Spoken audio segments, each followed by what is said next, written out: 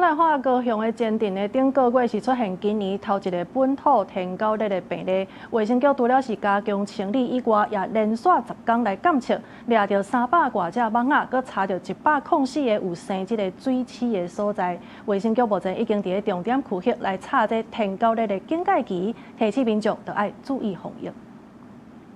幺八個天狗熱警戒期，踩佇咧路邊，四界也攏有告示牌，提醒民眾愛注意環境衛生。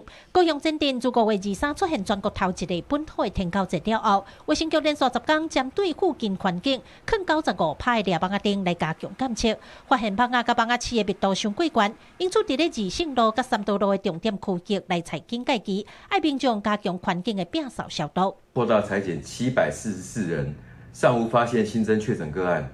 當地社區自本土登革熱發生之後，迄今連續10天施掛95盞防疫捕蚊燈，迄今捕獲了320隻成蚊，查獲了104個陽性容器。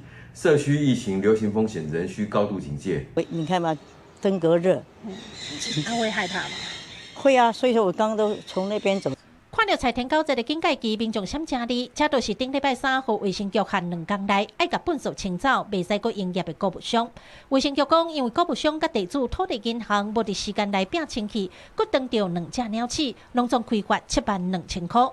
初一早起，購物商繼續用卡車甲物件載走，回收場已經清甲空空。有封鎖線打告示，甲人講無要閣營業啊。附近民眾講，有改變都是好代誌。他家攏有鳥鼠啊。